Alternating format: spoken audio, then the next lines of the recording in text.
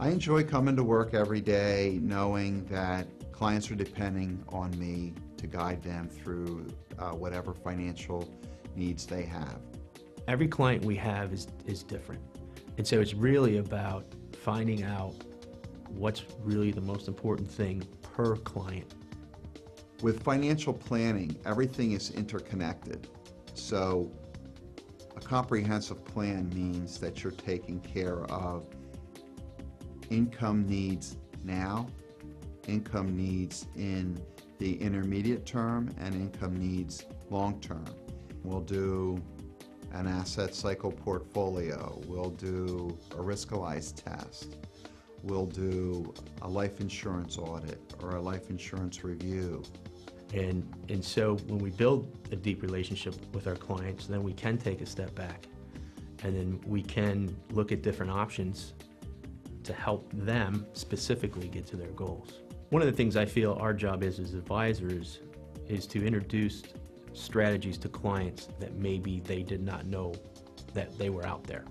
But it's our idea, our job to come out and say, have you ever thought about this? And the planning it's not always about income, but a lot of it is also about the legacy. So the element of family is very important to us, and it's important to our clients.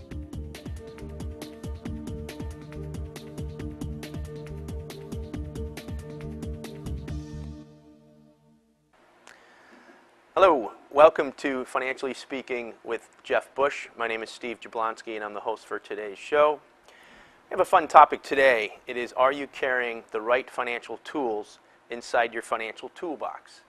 And before we get started with that, I want to just welcome Jeff here, and you've been in the news a little bit. Yeah.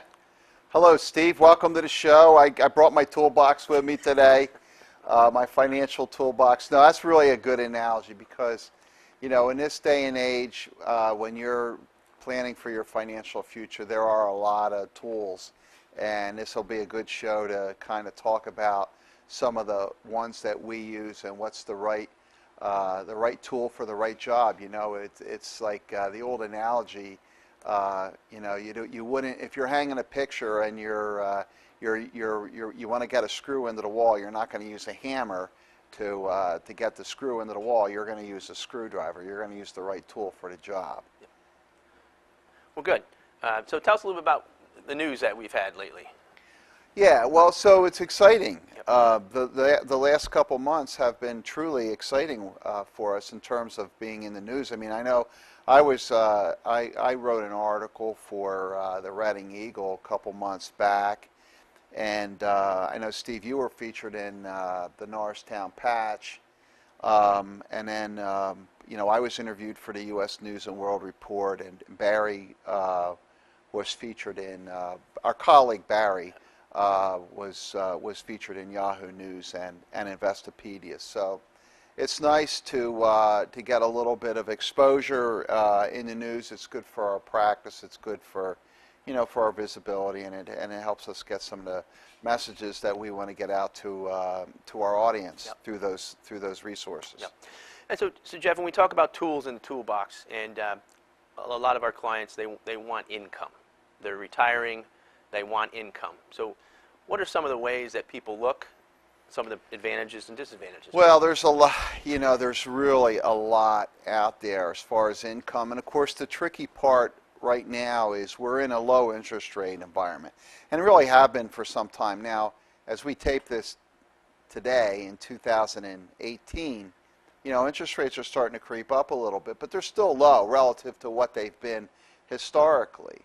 So, you know, the tradition of, you know, buying a CD and just getting interest off of the CD, that's generally not going to cut it.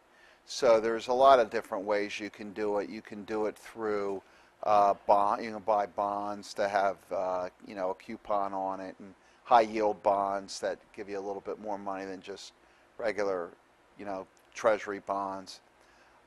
Annuities are a good tool to use to generate income because there's some tax advantages, and these insurance companies put these fancy riders on them where you can generate income. So that's probably a topic for another day, just to talk about annuities. But We use that really as one of our planning strategies for income.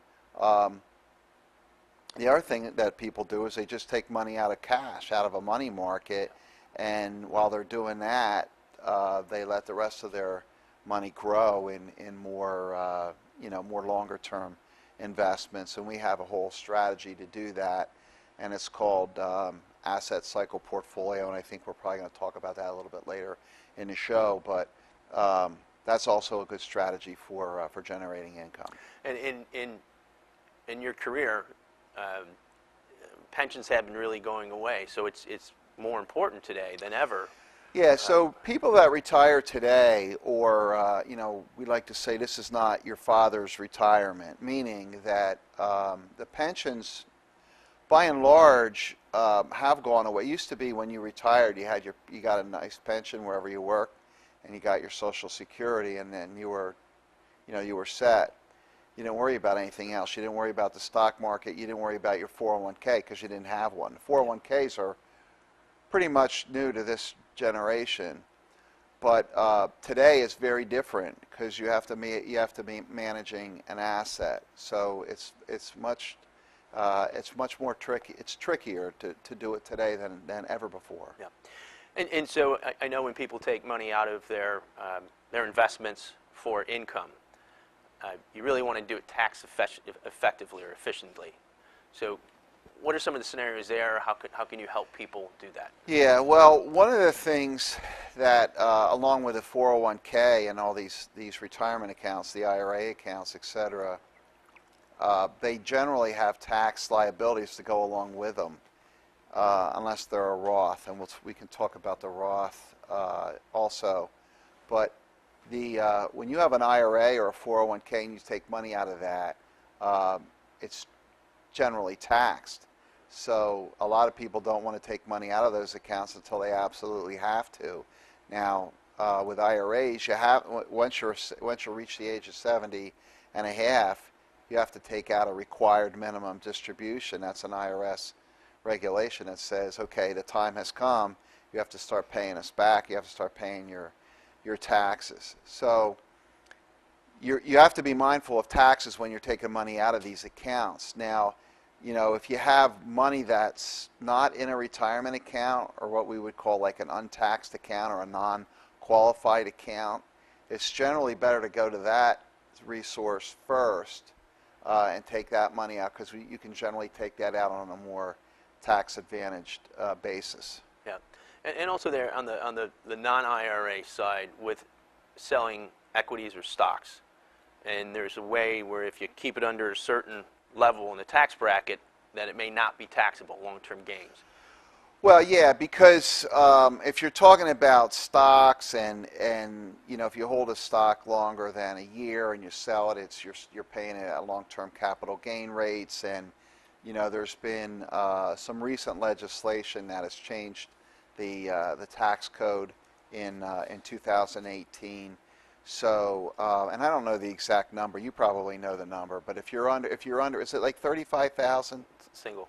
If you're single and you're under $35,000, you don't have to pay any tax, any long-term capital gain tax on a stock, which is big. I know you and I are working on a case right now with one of our clients who has significant gains in a stock, and we want to try to sell some of that stock because she's really overweighted and that kind of thing, trying to reduce her risk. I mean, it's a nice problem to have because she's made a lot of money on the stock, but still in all, you want to manage the taxes at the same time. So there's been a kind of a nice window opening up here with the change in the tax code, because you can sell some of this stock now and avoid some or all of the long-term capital gains tax. And there are tools in the toolbox, and also you can designate, asset designation, give them job descriptions.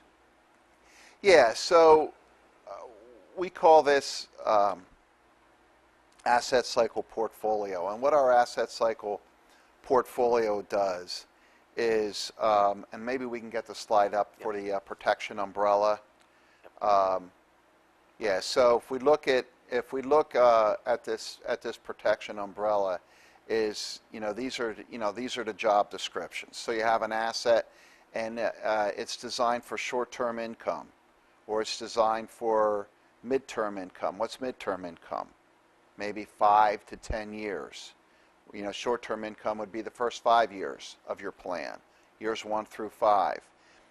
What this really is, Steve, what this slide is showing you, this is a financial plan on one sheet of paper. Yep.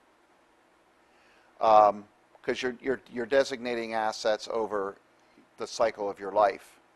So short-term income, years 1 to 5, mid-term income, years 6 to 10, long-term income, maybe years 10 through 15 or 10 through 20, and then growth is growth. Yep. Growth is money that maybe you never need to spend that, or you only need to spend it in an emergency, or you only need to spend it in if you have unfavorable circumstances, such as maybe we have rampant inflation, maybe you're faced with an illness, maybe you have unforeseen expenses, maybe you have unforeseen health issues.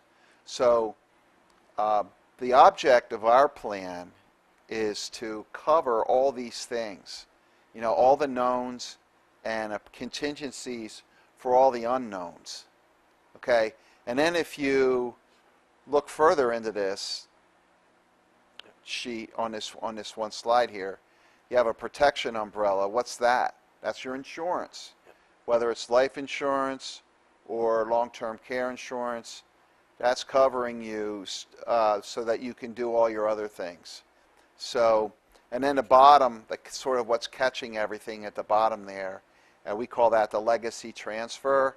What the legacy transfer does, that's your legacy. That's what's going to go to, that's the money you're going to leave on to either your family, your kids, your grandchildren, or maybe charities. So that's what, when we refer to asset designation, that's what we're talking about. And get into the advantage of being independent. So if you decide with a client that they need growth, so what's that look like? How do you go and get your well, actual the advantage investment? of us being independent, I'm glad you mentioned that, because we are independent. There's a lot of different relationships you can get with a financial advisor, but we are independent, meaning that we don't have any allegiance to any insurance company, any wirehouse, any brokerage firm, any bank. We work for our clients. The reason why that's important, because when you look at the asset designation, we're going to go out and find the right product for the situation. So it could be any one of any different strategies or any one of different companies that we could use, and that's really important, especially in this day and age where there's so much emphasis on doing the right thing for your client or acting in your client's best interest. All things that we've been doing, Steve, in our practice always. We've been doing this our entire career. But now it's like this whole fiduciary rule or this fiduciary standard where you're acting in the best interest of your client. We've always done that. Mm-hmm. And if we get into more specialty or more specific financial tools, how can Informed Family help people with this? Well, because, financial planning is a very dynamic process. It's very, it can be complex, and everybody's plan is different.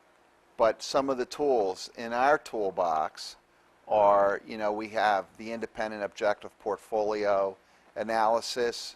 What's that? Well, we look at your portfolio and we run it through some of our systems, our software for risk.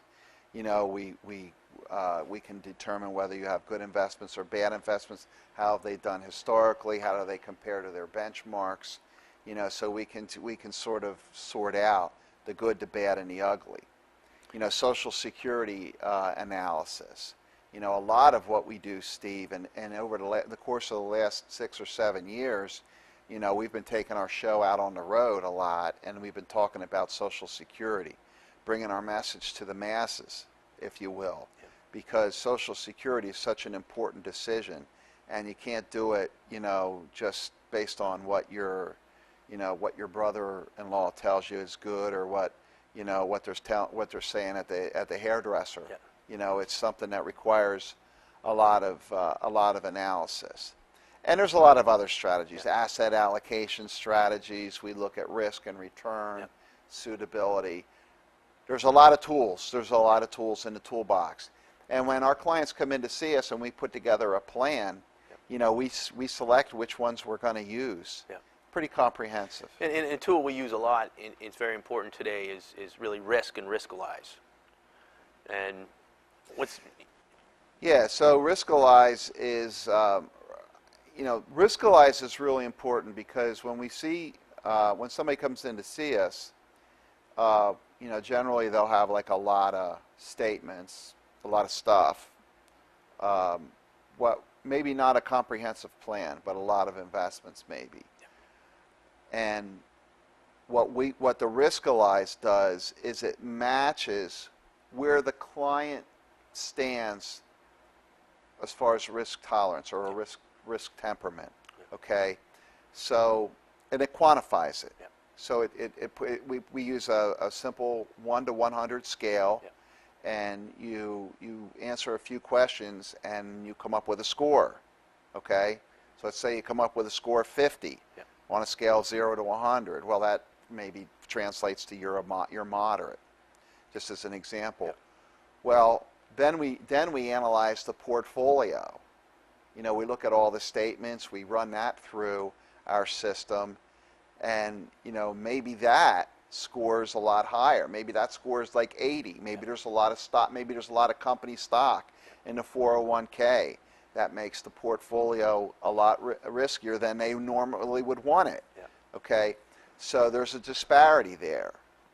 Their portfolio says that their risk is 80, and when they actually take the test, they score out at 50. Well, now we got a problem. How do we fix that? And, that's a process. And do you think the percentage now is much greater that their risk tolerance is lower than their investments, maybe because we've been in a 9-year bull run? In a lot of cases, yeah. In a lot of cases, yes, that happens. People forget.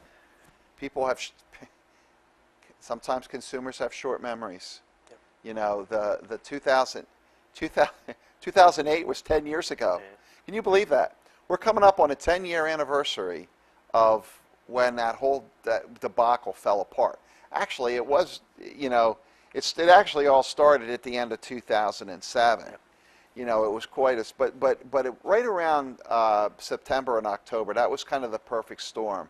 That's when we had, the whole financial markets collapse, and that whole, that whole debacle with, the Lehman Brothers and, a lot of the banks really going under, and it was really kind of a scary time, but people are starting to forget that, and yes, we are finding that portfolios are riskier than they otherwise should be. And one tool that a lot of people don't really know about is a stretch IRA. A lot of people have 401ks, they have 403bs, and what does that look like? How does that work? Well, a stretch out IRA is it's really a strategy that we use for estate planning, and it allows the next generation to take an IRA account and stretch the value and the payments out over their lifetime.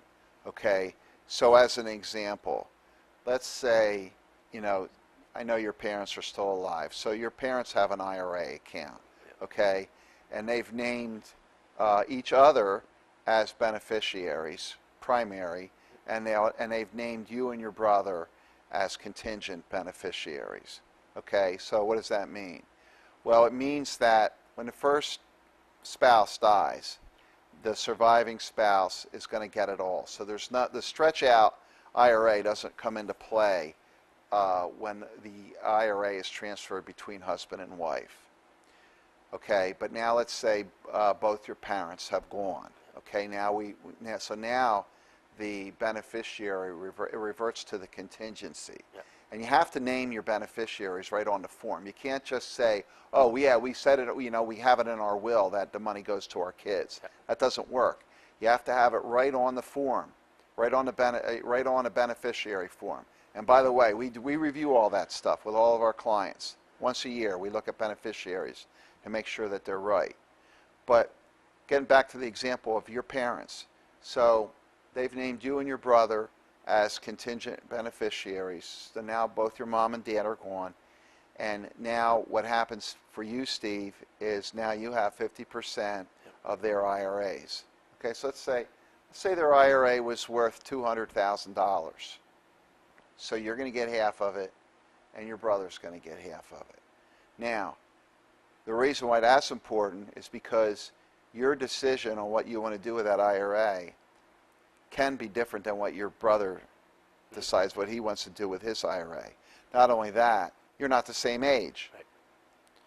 So let's say you want to take advantage of the stretch. What that means is you're going to take just a minimum distribution based on your age every year. So you're going to take a fraction of that money out every year. Maybe, let's say you're going to take out 3 or 4% every year. And then the rest of it is going to remain in that account. And you'll do that for the rest, you can do that for the rest of your life. Yep. So the power of that is, hopefully you're going to live another 30 to maybe another 30 or 40 years. Yep. And you can get a lot of tax deferral. This is really important stuff because you don't want to miss that. Because let's say your parents missed that step and they didn't put on that the contingent beneficiaries were their 2 kids. Let's just say they said, oh, well, we just did our wills and we said in our wills that the kids are going to get everything. Well, guess what? When that IRA goes to be settled, it has to go into the estate and therefore be taxed because it wasn't going through the operation of the IRA account through a named beneficiary. And before we get into the legal tools, it's funny you mentioned my parents. It's my mom's birthday today. So happy birthday to my mom. Happy birthday to your mom. Now the nice thing about that is so this show will be aired several times. So every time the show's aired, it'll be happy to tell your mom to watch. I will. Tell her to She watch. does. Tell her to watch the show, and every time she watches, you'll be wishing her a happy birthday. So when we talk about estate planning and tools, so what are some of the real simple tools? You mentioned the named beneficiary. What else is there? Well, there's a lot of things really with estate planning. There's named beneficiaries, but there's the thing that I really like when it comes to estate planning, if you can swing it, is the Roth IRA. Because with a Roth IRA, you're getting tax-free growth. And you're getting tax-free growth over 2 generations, okay? Because if I have a Roth IRA and I live, let's say I live till I'm 85, okay? And then, my kid, I'm trying to do the math in my head. How old is my youngest? Should be 18 Friday. Yeah. So, but how long? So how long is so in another 30 years, so let's say she's 40. So she's going to be 50. Let's say when she inherits the IRA. Well, she's got another 40 years of life with a Roth IRA. So you can stretch that, just like you can stretch the IRA, you can stretch the Roth IRA. So now you're getting 2 generations of tax-free growth. I mean, that is a very powerful tool. Let's talk a little bit about life expectancy. As far as if we can get that next, there you go. As you mentioned, it's changed. People are living a lot longer. Yeah, so it has changed. So this is the government life expectancy numbers based on your age. So if you're 65, okay, so you're 65 and you're going to retire, how long are you going to live? On average, okay, you're going to live 21 years. Now this table is kind of a simplified table because we're trying to get it all on one page. Yep. It doesn't take into account male or female. So if you get into a gender-specific life expectancy table, you're going to find that women generally outlive men by about 5 or 6 years. Yep. Okay, that's just a fact here in the United States that women live a lot longer than men do. But let's just say, generically speaking, you're 65, you're going to live another 21 years, so you're going to live till you're 86. Why is that important? Well, it's important because when you're doing financial planning, the number one fear that people have is running out of money. How many times have you heard somebody, Steve, I don't want to run out of money? Yep. Whatever happens, don't run out of money. So we build a plan accordingly. We want, that's why we like all these guarantees. That's why we like guaranteed income. Yep. Because when you have those mechanisms in place, on that piece of it, they're not going to run out of money. But this is, and again, this is just on single life. Okay, so if you've got a husband and wife that are 65, when you look at joint life expectancy, now we're looking more like 90. Yep. Than you are 86. Yep. Okay, but this is important. This is an important progression, because look at 75. If you make it to 75, now your life expectancy is 13 years, which gets you to 88, 89. Yep. Okay, so, and how many people, we have clients that are 75. We have a lot of them. We've been doing this for a long time, so we have clients that are older. If you're 80, you're going to live another 10 years. So that gets you to 90.